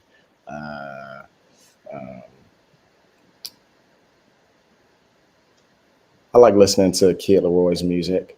I like listening to. I'm actually a fan of, I don't know if you guys remember or know who Chip the Ripper is, but Chip the Ripper just came out with an album who I've been able to catch a few of his sessions in person, which was pretty cool. But he just came out with a new album not too long ago. So shout out to Chip. Yeah, I mean, I've honestly been, I haven't been listening to a lot. I've been recording a lot. Mhm. I've been heavy recording. So, yeah. I hear that a lot with musicians. They're like, "Oh, I'm not really listening to anything. I don't want them to influence my style or what I got going on in my head. So I'm not I think like, that's just me in general. I don't like to, I don't like to listen to a lot, and I don't like to watch. I actually don't like to watch a lot of wrestling. I try not to be influenced by other people's styles or anything like that because I want to try to stay as true to me and as authentic as possible. mm, I don't want to get ideas based off of how other people are moving or anything like that. So, um, yeah, I'm not a big watch or listen to other people type of person. Maybe that's a bad thing. I don't know. It's I think that it depends on how you go about it. Like I know this in this industry, it's very easy to just maybe even subconsciously uh just do what everybody else is doing. You know what I mean? And so I think it probably does help you when it comes to your in ring approach. That like you try to just be unique and just kind of stay with what you got going on because For sure. you It's know almost too much. It's too yeah. much wrestling, and it's too many wrestlers, and it's yeah. I tend to see the same things or the same moves, or yeah, Sequences, styles, you know. it's an issue too because when somebody's doing the same moves as somebody else, and you know they're obviously influenced by that person, but they're not as good as them, you kind of like roll your eyes and completely write that guy off. When there might be a different style that might service them better, but they're trying to be like the next Osprey, but you're doing all of his moves at like .5 speed, so it looks like shit. So it's definitely an issue, like especially on the indies right now. It makes you for me it makes you kind of like question what even is good anymore because I like do want to say, what's up? I'm sorry to cut you off, but No, you good, you good. I want to give a quick shout out to Jack Cartwheel Okay. because he is one of the few very innovative wrestlers out here. So shout out to Jack Cartwheel. I always enjoy seeing his matches and how he's able to move the way that he moves and it's just completely unique to him. So shout out to Jack. He's crazy. He did a cartwheel on a dragon screw the other day for Final Battle. I've never seen anything like that before in my life. We're gonna take this last super chat. Then we're gonna let you get out of here, Leo. Mike Zimmerman, $5 super chat. Russell Pierce stay winning. I love to see it. Much love, Leo. Glad you're on the mend and getting better. Action flight for trios champs on Saturday. Well, there you go, Leo. We appreciate the time you spent with us. Gonna let you get up out of here. Hey man, you have anything you want to say? No, I was just gonna say, Leo, thank you so much for giving us your time to just kind of be open and honest about where you're at with everything right now. So I appreciate that, and I appreciate what you've done to help us tonight. I guess before I let you go, I want to give you the opportunity to talk to our audience and just give them a parting message on the way out. For sure. No, I first off, thank you for having me on here. It was definitely fun. Definitely therapeutic being able to talk about a lot of these things while I'm still, uh, moving towards just a healthier life, healthier path, and on to bigger and better things. But yeah, just to anybody watching or listening right now, continue to support my journey and what I've got going on. I've got a lot, going on. I've got a lot of things that I want to do and a lot of things that I still want to accomplish. 2024 is going to be my 10th year wrestling. So I'm pretty excited about that. And I definitely plan on doing something special and something that's never been done before. I'm always striving to do things that's never been done before. So expect the unexpected with me. Support my journey, support what I'm doing. Follow me on Instagram, follow me on X, even though I don't like it. But you can follow me at Lio Rush and just stay up to date on everything that I've got going on. Leo, thank you so much for your time, sir. We wish you the best of luck. I know I speak on behalf of the entire brand, including AO, in saying that we hope 2024 is an even better year for Lio Rush than 2023 was. So, Brother, thank you so much for stopping by, and we'll catch you next time, man. Appreciate you guys. Absolutely, Leo. Take care, brother. Yes, sir. All right. And that was Lio Rush, folks. Man, it's stuck. Oh, you got to leave the studio. There we go. Yeah, He you was go ahead and exit out, Leo. We appreciate you, man. Yeah, that was awesome. The chat's in uproar. They're upset we didn't ask one of the super chats. Yeah, bro, we're not asking Leo if he's a certified Lex offender. Yeah. We're not doing that. We appreciate you, Lexus custodian, Lexus King. Yeah, we're not doing that one. We do have a super chat that we were willing to bring up. Kimmy, $2 super chat. The AEW hat, hashtag watermark, shout out Russell Pures. Yeah, you're not gonna beat the shill allegations with that The hat. thing is, I get shill allegations for both companies, so fuck it. You know what I mean? There's people who say, not gonna lie, bro. If you came up here with the WWE hat, that would be crazy. That's what I'm saying. That'd be even I wouldn't be able to live that one down. You know what I mean? That would be crazy. If I had a Monday Night Raw hat or some shit. Hey, listen, man, shit happens. I needed a hat. You know what I'm saying? My hair's starting to get a little crazy, so do what I had to do. It was either this or wear my work hat, which I'm not doing because I'm not letting y'all niggas know where I work. So there you go. Perk said wave check. Nah, no. Bro, somebody would pull up to your job and say, "What did you say about Monday Night Raw, nigga?" Now what happened, bro? Hey, you saw that dude who was like, "I know where you live. I saw you on the train. I saw you coming from Queens, New York." You know, so what are you gonna do? Guys, man, this was dope, man. Lio Rush came by and he just hung out with us. We're contractually obligated to cover a couple of the other topics that we have advertised. So we're gonna quickly glance over some of them before getting up out of here. Ayo, man, your GOAT. He's sidelined. Kenny Omega. He revealed on Friday, I believe it was, that he is going to be out indefinitely. He posted himself in the hospital. He got himself checked out, and he said that he was in like an excruciating amount of pain. And it was reported by Sean Rossap that that he has diverticulitis. And according to Dave, it appears that they spotted it earlier than maybe, like they spotted it early. So it could have been much, much worse. But this is something he's going to be dealing with. It appears that his match with Chris Jericho against Ricky Starks and Big Bill will be canceled. The one at World's End in Long Island on the 30th of December. But yeah, man, I'm just gonna. It's sad news, of course. You never want to see Kenny Omega out of action. Wrestling is better when Kenny Omega's in it, and AEW is better when Kenny Omega's in it. So, get well soon, Kenny Omega. Ayo, how you feeling about this, bro? How you feeling? It's depressing, bro. It's depressing. I don't know much about diverticulitis, other than it pretty much ended Brock Lesnar's MMA career. Tried to make a comeback, got caught in the gut. It was over. But he's been able to come back, have extreme in professional wrestling, have a long career since then. It's been a decade since he left professional fighting, MMA, with diverticulitis.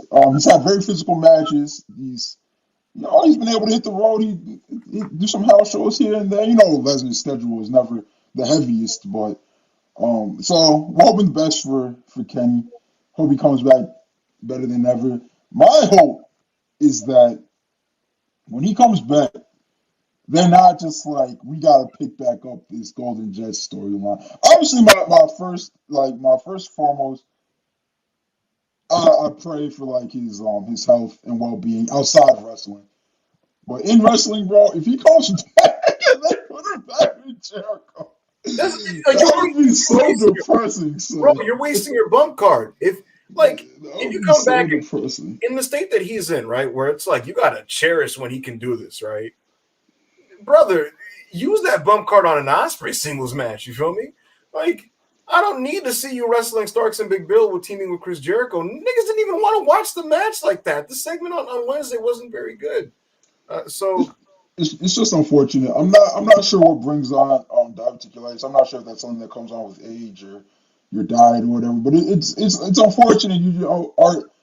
We're seeing our GOATs, their careers are clearly on the second half.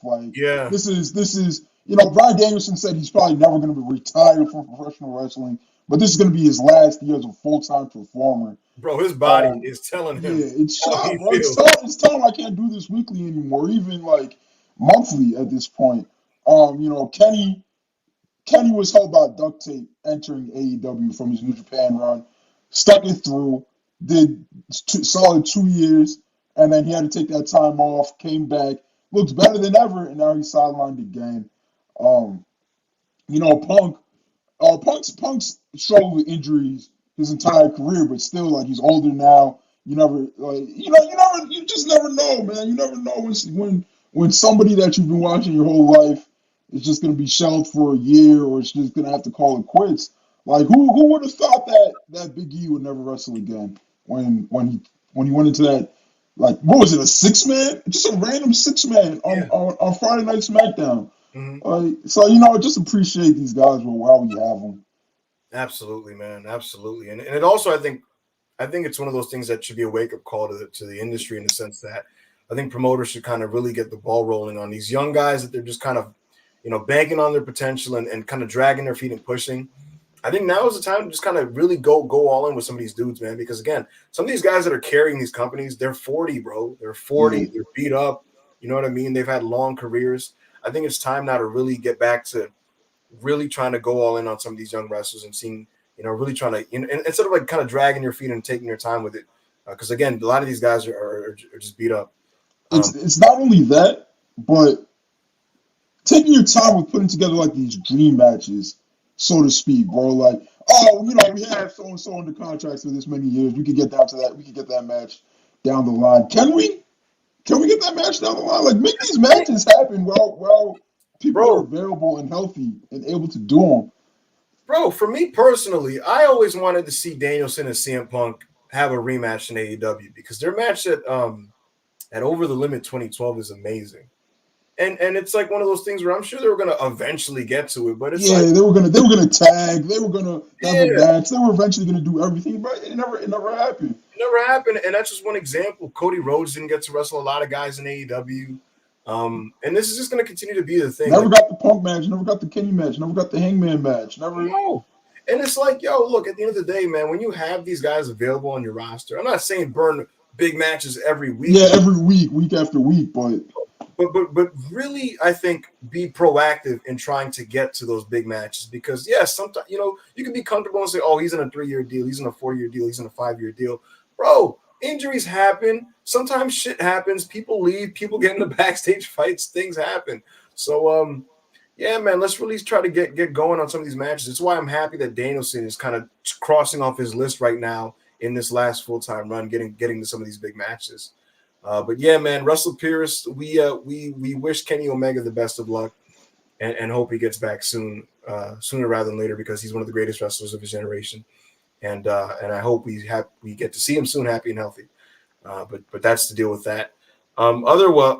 Elsewhere, I should say, Final Battle's in the books, AEW Collision's in the books, 2 big shows that have been highly praised.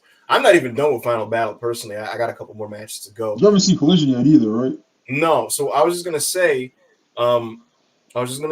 we will be giving you guys full coverage of these shows on Russell Pierce Worldwide. Worldwide, we'll be covering SmackDown, Collision, and Final Battle, as well as whatever news comes up on Monday. But while we have you, AO, do you want to just give some quick thoughts on Final Battle and Collision? Yeah, man, 2 really, really enjoyable shows. Final Battle might have been. It was probably, I don't want to say it's my favorite Tony Khan ROH pay-per-view, but it's up there, bro. It's up there. It was long as shit, but the Athena and Billy Starks went crazy. Like, I don't want to say this the wrong way. Billy Starks is somebody who I've watched since she was probably 16, 17. I always thought she was good, but people are quick. You see it all the time in wrestling. Like, you see someone who's 16, 17, 18, they do a flip, they hit someone hard, they take a neck bump, and then people are like, oh, future of the business, future of the business, future of the business. And I'm like, are they really the future of the business? I never really hopped on that train with Billy Starks.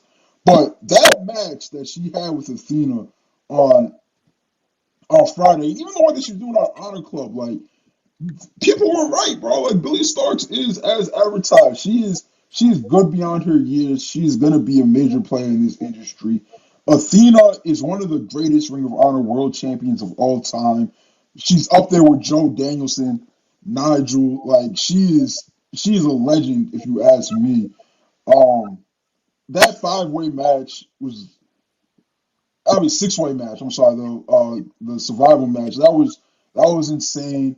Vikingo versus Black Taurus, just the best kind of lucha batchery. Yeah, man, it was a great show. It's unfortunate how they did Yuta and Tom Walker right after like a epic like that. It was just like, damn, now we gotta watch these Commander guys and grapple. Kyle Fletcher were Bro, the I'd be craziest shit to remiss. each other. You know. I watched this match. I watched this match again with Ibu yesterday. I'd be remiss not to bring up Ethan Page versus Tony Nese. Why would that match had no business being that fire, bro? Why was it so? You had Ethan Page juicing and shit. Bro, Scorpio Sky and Stone Cold Steve Austin pop. That shit was. That was a wild match, but no, the final battle was a great show. Like for all like the complaining people do about the Ring of Honor TV, and a lot of it's justified. It's gotten better. If you ask the people who are actually watching, they're like, no, this is a real TV show. It's got stories. It has real matches. I'm not watching it weekly, but the people that are saying that it's not AEW Dark anymore. But it was AEW Dark for a while there. But if even if it was gonna be dark and we are just gonna get these pay-per-view cards, it's worth it, bro. It's worth not just no Ring of Honor not being dead. So and to touch on Collision really quickly, right now on Cage Match, it's rated as like the second best AEW show of all time. If you don't count the tribute to like Brody Lee show, because obviously that's rated on a different scale because rest in peace to a legend. But yeah, it's rated the best Collision show of all time. It's rated the second best AEW show of all time. It's got like a 9.4, bro. And if you ask me, it was the best Collision of all time. That show was crazy. Daniel Garcia versus Eddie Kingston, great match. Bryan Danielson versus Brody King, great match. Claudio versus Andrade. Yo, Evil used to get really spiteful about Andrade, bro. Because I don't know if Evil just like didn't like his tweets. What? Didn't like that Andrade wanted to go back to WWE. I don't know what Evil's issue with Andrade was, but I always tell him, me and Chris and Murph would always tell Ibu, bro. We'd be like, yo, get off Andrade. He's dick, bro. He's a fantastic I want everybody wrestler. listening, right? He's a fantastic professional I want everybody wrestler. listening. His tweets and his feelings on AEW have nothing to do with the work that he puts in between the battles. Like, you just let it go. I'm the biggest Andrade guy on WrestlePurist. You're lying. Anyway. It's y'all that fucking, focus too much on like the Twitter bullshit and allow that to affect how you feel about him. You're lying. I think he's an amazing wrestler. Anyway, they also did the annual end of the year women's plunder match. That was crazy. Diamante's stock is like shot up in my opinion because Mercedes Martinez is a legend. We're obviously huge fans of Chris Statlander and Willow. Diamante is just like kind of like the fourth person there, but she's played this role really well. And if she becomes like a weekly fixture, well, she has become a weekly fixture in AEW television because she's gotten consistently booked on Collision, but like she's deserved it. I want shout out to Diamante. But yeah, man, it sounds good. I can't wait to watch it. So I'm gonna watch it tonight. From what I heard, those like 4 great matches on a 2-hour wrestling TV show. That's like some incredible shit. So I can't wait to check that out. But that was AO's thoughts on Collision and ROH Final Battle. I wanted to quickly just touch on CMLL before we get up out of here because Friday was their Super Viernes TV taping, and Andrade made his return to Mexico. And what a fucking return he had. That was crazy. He was tagging with Angel De Oro and Soberano Jr., and they took on Team Mystico, who had 2 of his rising baby faces on his side. He had Atlantis Jr. and Star Jr. Now, I'm not going to tell you how I procured this link, just know that there were very legal means to watch this match. And I would recommend everybody find a way to get this match. Sorry, let me reword this. I would recommend everybody do what they can to seek out footage of this match, legally, of course, because this match is incredible. The atmosphere in Arena Mexico was off the charts. The drama in the last two falls was off the charts. Mystico and Atlantis Jr.'s hot tags were off the charts. Angel De Oro's bumping and feeding for these guys, Sobrano Jr.'s heel work, and Andrade and Mystico just kind of going at it in that last fall was fucking awesome. And the Yo, best, every time I see Sobrano Jr. work, I'm like, this is like the future of the business. He's sensational. And CML has a couple guys like that. There's him, Templaro, Mascara Dorada, fucking in this match itself. Star Jr., who at the beginning of this year was an opening match guy, Star Jr. was by Mystico, and he was doing great. Like I said, Atlantis Jr., this promotion is sensational. Like, niggas need to get up on that CMLL, because anytime I watch them, it's just beautiful stuff. Their main events are awesome. And the coolest thing about this one, AO, was it felt like one of those Puro setup multi-man tags where, like, it's clearly the build to multiple other matches. Singles. Yeah. Like obviously, Sobrano Jr., who recently turned heel, is going to go at it singles match with Atlantis Jr. And I think the match is happening next Friday, which I will also try to find and watch legally, of course. Then you had Mystico straight up call out Andrade. He was like, I'm the only idol. I'm the only idol of this business or something like that. My Spanish is a little rocky, but that was fucking real. That was beautiful, man. This is wrestling. I love that main event. I thought it was tremendous. I thought Rocky Romero's welterweight title match against Mascara Dorado was really, really good. Mascara Dorado, shout out to him. He's had a great year, and he's ended it beating Rocky Romero, who's been the heel in Mexico this year. He finally beats him after a previous match in about July, I want to say. Two great matches, I thought. Ayo, what did you think of these matches? I love both of them, bro. That Rocky, when Rocky gets into Reno, Mexico, bro, like he's just a different man, bro. Like something possesses him. He's got the Dale Azúcar song. How old is Mascara Dorado 2.0, bro? Because speaking of the future of the business, like he's only 21. Wow. What? Yeah, like he's insane. He's gonna be godly by 25. I need him wrestling everywhere. I need him on New Japan tours. I need him on Dynamites. I need more people to watch CMLL shows. Like absolutely, he's him, bro. Like he's the future of the business. Fucking monster. Tony Khan, get your people with CMLL's people. And let's keep this ball rolling. You know, let's keep this partnership strong, man. Because there's let's send Dante Martin to Arena Mexico. Let him throw the ball around Mascara. Like, come on, bro. Like that would be crazy. Beautiful. But yeah, CMLL's been killing it. I wish more people watched. I'm gonna make a more conscious effort of tweeting about it. And like putting clips out there, because that really does spark people's interest in like these other promotions and stuff. So I'm definitely like it's definitely a promotion that deserves more press than it gets. Like AAA gets all the American media, wrestling media press, and AAA sucks, bro. It's drizzling shits, bro. It's so bad. It's terrible. And when you watch it, you can't hear the crowd. And half the time, I feel like personally that the matches they do there, we end up getting better versions of it in U.S. soil. Yeah. Like Vikingo and Black Taurus, they've gotten in the ring before in multi-person matches, right? But again, in AAA, it's just kind of hard to get into it because I can't hear the fucking crowd, you know. And then you get it in in Ring of Honor, and you hear the Texas crowd, and they're getting in everything. I don't know, man. And even beyond that, because they do have some talented guys, it's just a terribly booked promotion.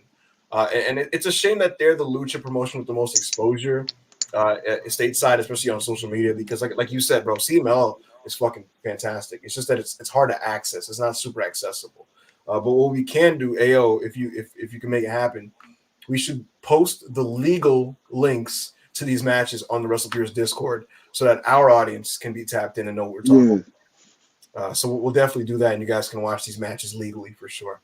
Yeah, so tap into the Recipes Discord. Links are in the bio. We'll definitely drop the legal links in there.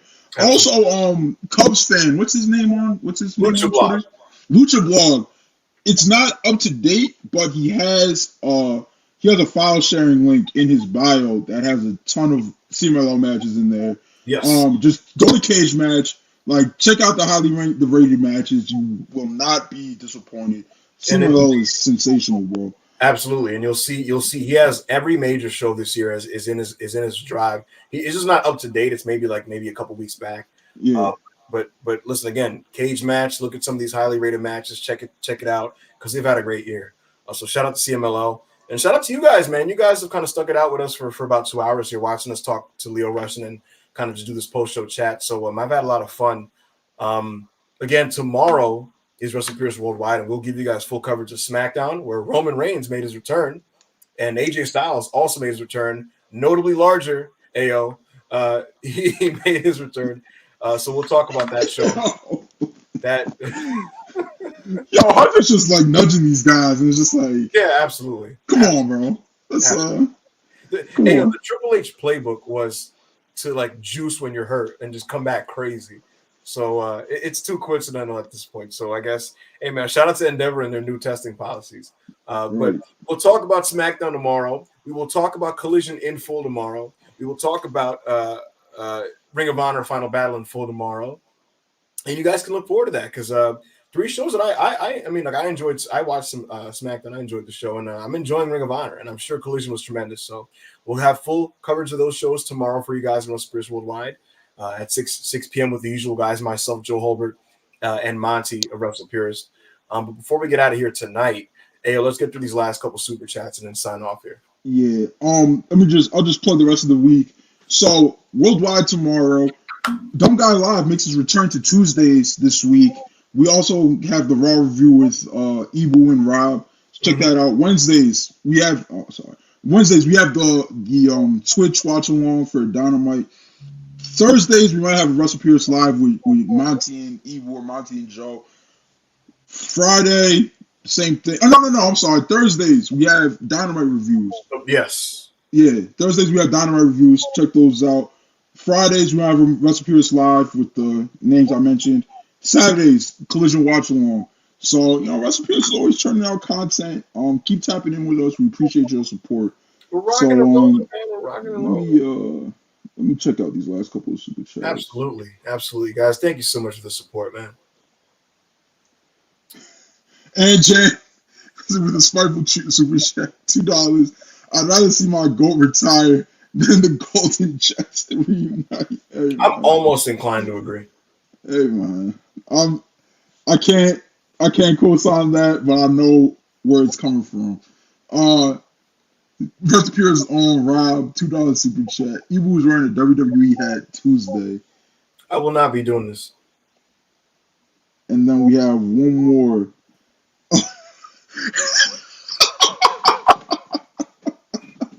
Hush is $2 super chat. Charlotte coming back as Jordan Grace. This is crazy. That's crazy. She might, honestly. Shout out to Charlotte. She tore her ACL and more. So she'll be back. She'll be gone. Sorry, a long, long time. They're gonna have to figure out. And more with serious knee injuries. Crazy because there's a pretty serious nerve in your knee that could be affected. I hope that's not what's going on. Hopefully it's like more of a kneecap thing. But for sure. So hopefully there's no nerve damage for Charlotte Flair. One of the greatest women to ever do it. She's controversial, but when you look at her match catalog, when you look at the top of it, it speaks for itself, bro. Absolutely. So hopefully she could get back as soon as possible and resume her career at the level that she's been at. But yeah, man, it's been a fun evening. AO. Yeah. We talked to Lio Rush. We did some weekend coverage. We plugged the week, and we also set up a rap battle challenge for Sora Strickland and Austin Gunn. So we'll somebody clip that, tag Austin Gunn, tag Swerve. Those are 2 people that are on Twitter that see everything they're tagged in. So let's get this set up, man. Absolutely. Tag these people because I have a feeling at least one of them is going to respond. Right. And I would love to do a Wrestle Purist rap battle with these dudes. I think it'd be a fun time. Rob again sends a super chat. He said Charlotte got the Seth special, ACL and MCL meniscus. Woo! Yeah, that's like every major part of your knee. It's not fun. Baron Davis got this in 2012 in the NBA. It's a tough one. That's the worst case scenario for a knee injury in wrestling. That was pretty much his career too. B Diddy. Absolutely. This is gonna be a tough one for Charlotte. So prayers up for Charlotte, man. That prayers up for rehab's Charlotte gonna for be sure. But guys, man, thank you so much. This has been the Wrestle Pure Sunday special. I went on camera for this one. You know, I had to do it for Lio Rush. Monty, pressure me. But do what I had to do. Got the camera out for you guys, and you know, we got it done. So guys, thank you so much for supporting. For AO, I am Ibu of Wrestle Purist, and we'll see you guys tomorrow.